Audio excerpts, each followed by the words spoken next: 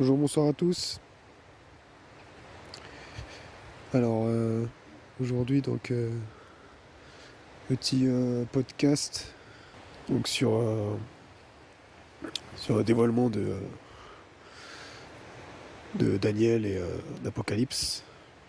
Alors tout d'abord, je tiendrais à vous dire que s'il n'y a pas de vidéo, tout ça, ni d'audio en ce moment, c'est parce que encore une fois, voilà, là, à l'heure où je vous parle, je suis dans une période où j'ai pas internet. En fait, vraiment, le Seigneur il nous enseigne beaucoup par rapport à ça en ce moment.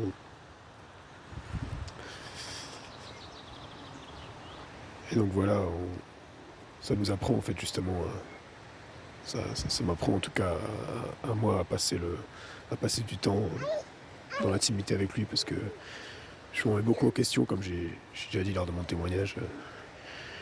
Je me remets en question tous les jours en fait. Je voudrais juste vous parler de quelque chose que j'ai compris par rapport à Daniel et Apocalypse. Donc excusez-moi pour ma fille qui crie. C'est pas grave, hein. S'exprime en méditant en fait par le cœur premièrement. Je me suis rendu compte que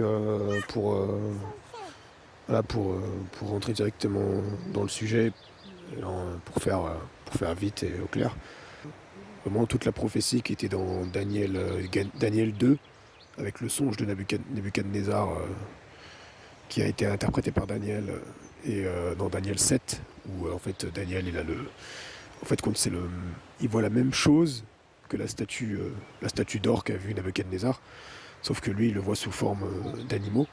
Et dans Apocalypse 13, il y a Apocalypse 12, Apocalypse 13, Apocalypse 14, Apocalypse 17, par là, où Jean, en fait, lui, il voit en détaillé, surtout dans Apocalypse 13, il voit exactement en détaillé voilà, la bête, en fait, les royaumes, en fait, parce que ce sont des royaumes qu'a vu Nebuchadnezzar et Daniel. Et en fin de compte, bon, j'expliquerai sûrement dans un autre enseignement plus avancé et beaucoup plus long, qui me prendra plusieurs heures, en détail, en fait, avec les versets, tout ça. Mais là, pour l'instant, je voudrais juste vous dire, en fait, ce que vraiment, de manière profonde, en fait, comment dire, dans le cœur, ce que je pense que ça dévoile dans le cœur, en fait, de l'Église. Parce qu'en fin de compte, pour faire simple, euh, cette bête là, cette statue ou ces quatre bêtes dévoilent simplement voilà quatre royaumes en fait.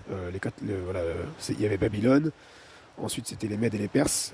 En fait, c'est ce qu'a vu Nebuchadnezzar, hein. C'est le royaume qui arrivait après lui, c'était les Mèdes et les Perses. Ensuite, ça a été les Grecs.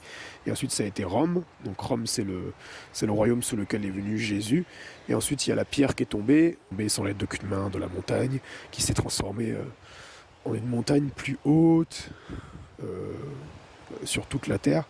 Donc ça, c'est le royaume de Dieu, en fait, qui a été établi sur terre donc à la résurrection, en fait, à la Pentecôte, après la mort de Jésus et par le Saint-Esprit qui est descendu sur nous. En fait, c'est ça la pierre, hein. C'est Jésus, en fait, qui est tombé sur terre et qui a bouleversé, en fait, tout le système judaïque. Ensuite, voilà ce que dévoile l'Apocalypse 13 avec la bête qui parle comme un dragon, tout ça, machin truc. Voilà, en fait, il y a une bête, en fait, donc c'est la politique en fait de Rome. Il y a une autre bête, ce sont les pharisiens en fait, les docteurs de la loi. Et il y a une troisième chose en fait, c'est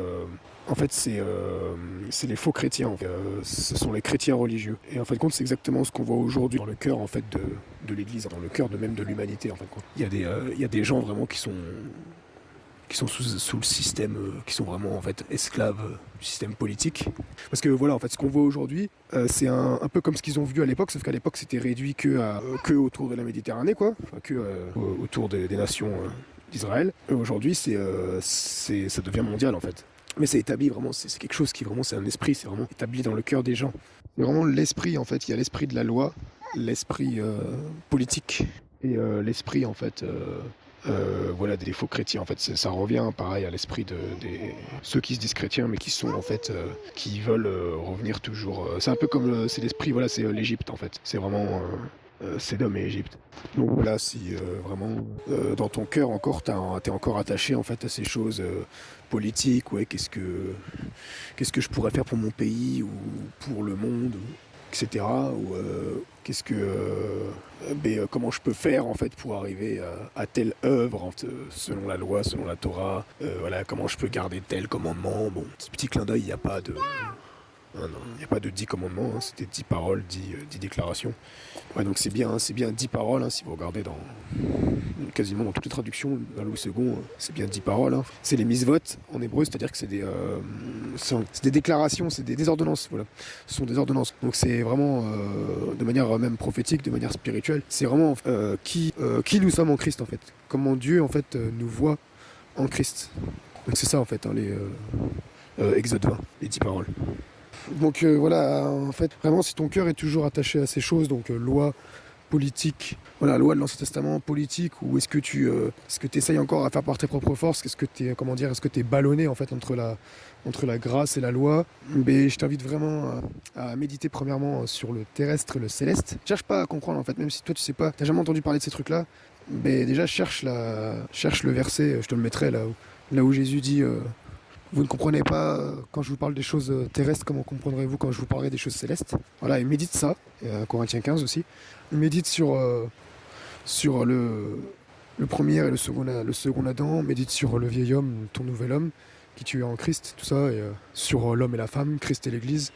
Et voilà, et juste cherche Christ en fait, et tu verras en fait que ces choses petit à petit vont partir de ton cœur, et tu verras que tu ne verras que Jésus-Christ en fait, Jésus-Christ et l'Église, c'est-à-dire Christ formé dans le cœur de l'homme dans la Bible.